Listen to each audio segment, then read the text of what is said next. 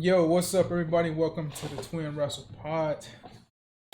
Make sure to like, share, comment, and subscribe down below. My boy Brody. As we go in and we predict Aew Dynasty, which is set to kick off in the next 5 hours, maybe 5 to 6 hours at this point. But this was last time I checked like a 9-match card, but now Tony Khan being Tony Khan has added at least like 3 or 4 more matches to this card. So now we have a 13 or maybe 14 match card. So we know what that's code for. Prepare yourself to be up all fucking night. From whatever start time it is, I think it's 9 o'clock. But the 0 hour show probably starts at like 7:30 or 8 o'clock, around that range somewhere. So be prepared to be up till like 1 in the morning. So I'm gonna pull this card up right now. So we got 2, 4, 6, 8, 10, 12. Okay. So we had 12 matches on this card. Some of these matches, like I've always said, when it comes to AEW, it's okay that everybody does not make it to the pay-per-view card. Matter of fact, I think this one of this. No, okay, I got the Hook and Jericho match. Yeah. Thing I always say, man, is that it's okay for everybody to not be crammed on a card. Like you see that with WWE now, with WrestleMania being 2 nights now. Everybody's not on a card. It's stuck to like 6 or 7 matches max on each night. And even when Triple H is doing like the PLEs, it's like probably 5 or 6 matches minimum. Tony Khan don't think that way. Tony Khan is thinking just putting everybody on a card, man. It's crazy. I would have been fine with this pay-per-view having like 6 or 7 matches. Because we know the majority of these matches is going to go at least 20 to 25, almost 30 minutes. So I just wish there was a smaller card, man, so we can showcase the matches that is going to go long. But we here, so it don't even matter, man. But let's start off with the 0 hour kickoff show. So we have Trent Barretta versus Matt Sydal. This should be a no-brainer at this point. With the recent heel turn of Trent Barretta, we know that Tony Khan may be in the process of doing something with Trent Barretta. And the only way we're going to get some steam behind him is if he get wins. And eventually he faces Orange Cassidy and he beats Orange Cassidy. So tonight on the 0 hour kickoff show, I'm going to take Trent Barretta. Hopefully he has a new theme song or something that gives him the edge. But he's going to beat Matt Sydal, so that's not even a surprise there. And speaking of Orange Cassidy, he's also on the 0 hour kickoff show. We got Orange Cassidy teaming up with Shibata, taking on Lee Moriarty and Shane Taylor of Shane Taylor Promotions. This is another easy one to book here, or to predict here, because it's Orange Cassidy and Shibata. Do we really see them losing? I think Shibata just lost in the 6-man tag team match with Jericho and Hook. And Orange Cassidy just beat Shane Taylor on Dynamite. So I see nothing different here. Shane Taylor, he probably won't take the pin. Lee Moriarty probably will. But the team of Shibata and Orange Cassidy will win this match. It's not a surprise there. They're building the story between Trent Barretta and Orange Cassidy. So both of these guys will pick up a win on the 0 hour kickoff show. And our final match we have on the kickoff show as of now, we have the Acclaimed defending their AEW Tag Team Trios belts against the Bang Bang Gang, the Gun Club, and Jay White. And the winner of this match take all. Now, man, I'm going to pick Jay White because you guys know I'm a Jay White guy. So I'm going to go with the Bang Bang Gang to win this matchup and take all the gold. Since the Acclaim had got those trio championships from the House of Black. The Acclaim has not been on the same level as they once were, like about a year and a half ago. So they still get reactions for sure, but they're not just on the level they were. And I think we need to take those pink straps off of them and give it to the Bang Bang gang. So I'm taking Jay White now, pick up the win, and hopefully this ushers a new push for Jay White. And Jay White got to get his revenge because he got manhandled by Billy Gunn a couple weeks ago on AEW Dynamite, which was like, really, Tony Khan? You let fucking almost 60-year-old Billy Gunn beat up Jay White, a former New Japan World Champ? Come on, dude. Come on. Can't be booking that shit, man. But Bang Bang Gang for the win, man. No other way around it. Alright, so we're going to get on the main card. And I'm going to start with a few matches that I think shouldn't have been on this card that wasn't needed. First and foremost, the FTW Championship with Hook defending the FTW Championship against Chris Jericho. Jericho just had a promo this past Dynamite saying everybody he stepped into the ring with or had a program with has came out better. He name dropped MJF, name dropped Daniel Garcia. MJF didn't need Jericho to take off. MJF was going to take off regardless. Daniel Garcia did not take off when he went in this feud with Jericho. They actually dropped the ball with that one, so Jericho contradicted himself there. But I don't want to see no more of these two interact. Hook needs to be on to bigger and better things. This match needs to serve as a purpose to get Jericho off of TV and Hook more on TV. So I'm going to take Hook retaining his FTW Championship. Hopefully they retire that title because they don't need it, man. It was cool when Taz had it in the ECW, but we don't need it anymore. But Hook is going to retain the championship here. Jericho pushed down Taz, and that pissed Hook off on Dynamite. And he told Jericho, you're going to see what he's capable of tonight. So, and plus I think Hook already beat Jericho anyway, so this should be no different. Hook beats Jericho, retains the FTW Championship. Jericho's off the TV for a while, a couple months, and Hook's on our TV for a couple months. So that's how it should be. Next up, man, I'm going to talk about the AEW International Championship with Roderick Strong from the Undisputed Kingdom taking on Kyle O'Reilly. This is yet another match that I think shouldn't have been on the show because there isn't enough heat. Yes, these two have history going back from the Undisputed Era, going back to Ring of Honor, going back to them joining forces in AEW. But I just feel like AEW could have saved this match for Double or Nothing down the road to where you could build the story up and then have the match between these two and then have Kyle O'Reilly take the championship from Roderick Strong at Double or Nothing. That would be me. That would be booking the long term. Tony Khan decided to put these two on the card. Okay. Undisputed Kingdom is told Wardlow got choked out at Big Business. Matt Taven and Mike Bennett tag team I think we're the former tag team, or they might still be the tag team Ring of Honor champs. Don't matter at this point. I'm gonna go with Kyle O'Reilly, man. He just came back at Revolution, won a couple matches, and he just got attacked by Roderick Strong probably a week or two ago. He should pick up the win here and carry the AEW International Championship on to bigger and better things. So I'm gonna take Kyle O'Reilly in this matchup. Next matchup I want to talk about the 6-man tag team match. What ironically every member of the babyface team is a champion, a current champion. I think Adam Copeland, he's the TNT champion, obviously. Mark Briscoe just beat Eddie Kingston for the Ring of Honor Championship, and I think Eddie Kingston still has a New Japan Pro Wrestling Strong Championship. I think he still has that title. And they're taking on the team of the House of Black. This match just seemed like it just thrown together yet again for them to have these guys all featured on the card. Which I love Eddie Kingston, Mark Briscoe, and Adam Copeland, but I just feel like we don't need them on this show. Like, it's okay for them to miss this show, you know what I'm saying? But Tony Khan probably just thinking, let's get Adam on the show because he's likely going to be defending his championship against Christian at Double or Nothing next month. So maybe this was just the avenue to get him on the show.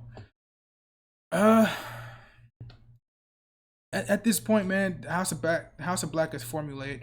Like we know what to expect. They're gonna have good matches, good programs, be featured here and there. But the majority of the time, they just there to lose in certain matches like this. But me personally, man, I want the House of Black to win this matchup because they are the true team in this match. The other three guys are just three guys thrown together. Even though Kingston and Mark Briscoe know each other, you know, back from Ring of Honor days, and they just fought recently, but these guys just thrown together. They're not a true trio team. House of Black has been trio champs, and they are a true trio team. So I would prefer for them to win this match. So I'm gonna take the House of Black.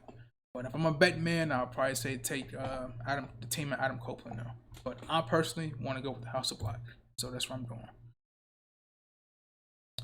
Next matchup we got to talk about, man. We're going to talk about the AEW Continental Championship matchup with Kazuchika Okada defending the Continental Championship against Pac. Now, I feel the same way that I do about House of Black as I do for Pac. It's formulaic at this point.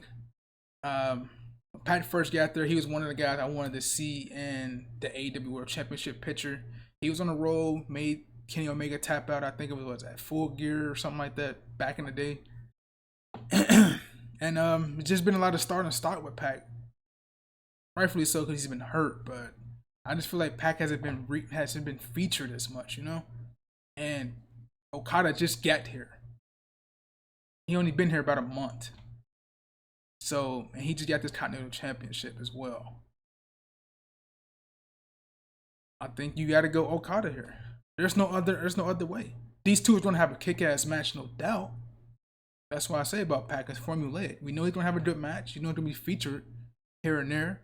But when he get into big matches like this against Okada, he ends up losing.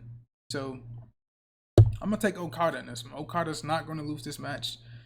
They've been doing good things with him and Matthew and Nicholas Jackson and the Elite. And they just further building Okada up until we get an eventual match with him and Kenny Omega whenever Kenny Omega is healthy enough to return. So I'm going to take Okada in this match, but it will be a kick-ass match for sure. And this is yet one of those matches I think will go at least 20 to 25 minutes for sure. Next matchup I'm going to talk about, man, we got the TBS Women's Championship with Julia Hart defending her championship against Willow Nightingale. Now this is the match I'm interested in the most when it comes to the woman. They can go a bevy of ways. I would go with a bevy of ways in this. I'll tell you what I would do. Okay, I will have Julia Hart go over personally, just so we already know Mercedes Moné is lurking in the shadow. She already declared a spot for whoever wins this match. Faces her at Double or Nothing. This is what I would do. I will come up with a finish where Julia retains by the skin of her teeth, rather it be by either Chris Statlander heel turn helping her win, but I think Chris Statlander, you will put Chris Statlander in a fold with Julia Hart. I don't think you don't want to do that. I think you want to have Chris Statlander as herself as a heel in the women's division, or two, you have Julia Hart cheat to win. And then that ushers in a triple threat match between Julia Hart, Willow Nightingale, and Mercedes Moné for the TBS Championship at Double or Nothing. That way you can get your AEW original Julia Hart featured in a main match with the superstars on the caliber of Mercedes and Willow. So I think I would go Julia Hart here so we can get the triple threat match at Double or Nothing. So I'm gonna pick Julia Hart. Even though I love Willow Nightingale, I would love for her to get the TBS title here, which I think is the direction they're going to go, which is her winning tonight and her and Mercedes getting a rematch from the New Japan Strong Women's Championship match they had last year, where Mercedes broke her ankle. Going to get that match at Double or Nothing, but for my booking, I'm going to go Julia Hart. All right, man. Next matchup. Let's segue into the women's matchup, shall we? So we got the AEW Women's Championship match with Timeless Toni Storm defending her championship against Thunder Rosa. This match is cool. I'm just not that interested in it personally. I think we know the route they're gonna go here. They're gonna go with Timeless Toni Storm. How could you not? She's doing great things in the women's division. And the only person I see dethroning her for that championship is Jamie Hayter when Jamie Hayter comes back. Even though we haven't heard no peep about Jamie Hayter at all, it's a good thing they're keeping it under wraps. You having no dirt she reports about her. She probably just in the gym working her ass off, getting back from this injury that she had last year. And then she's going to be at Wembley, win that championship in front of her crowd, her people, from Timeless Toni Storm. So, with that being said, Thunder Rosa loses. Maybe because of Deonna Purrazzo, then you get a program with them too. Hopefully we do that because Tony, you can get multiple storylines with the women's division if you do that.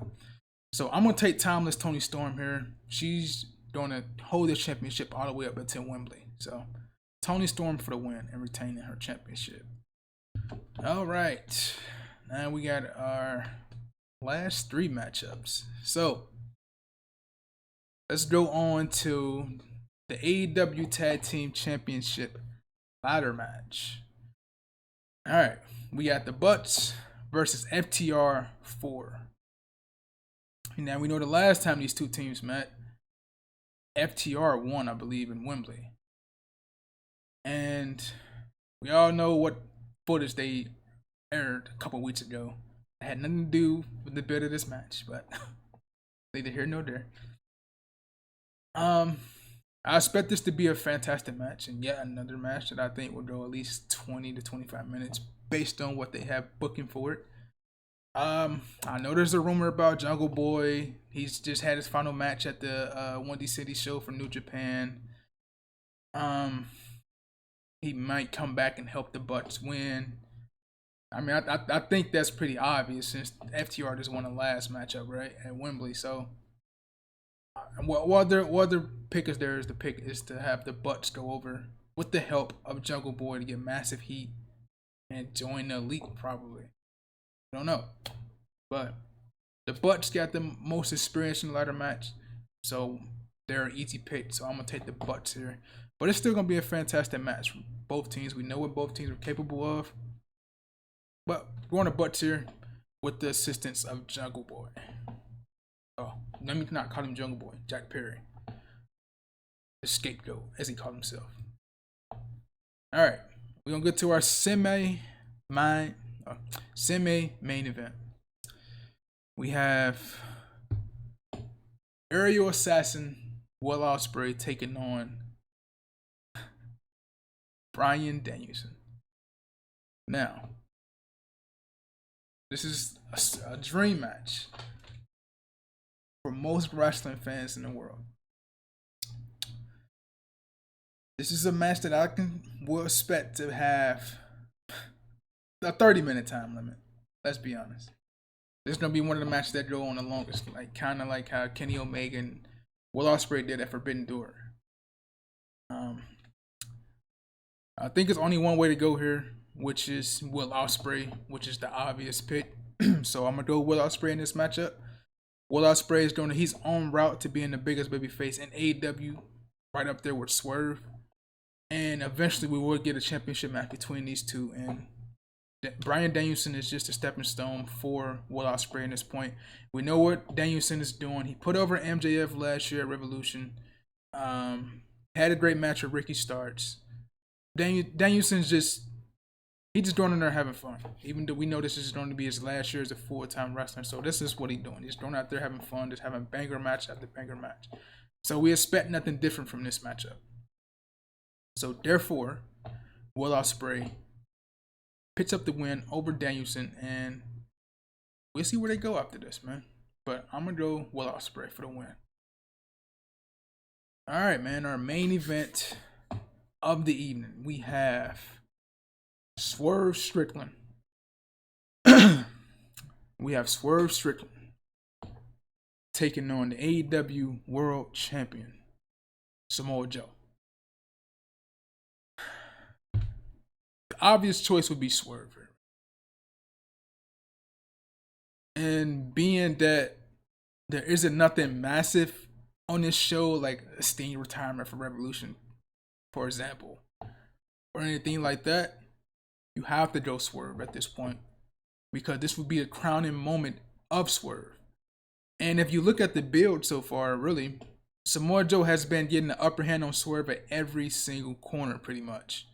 It takes Swerve to have to hit Joe from behind, or, you know, hitting with a chain here and there, but Samoa Joe has just been rad dogging Swerve the majority of this build, only for Swerve to get his come-ups and beat Joe at Dynasty. So I'm gonna take my boy Swerve.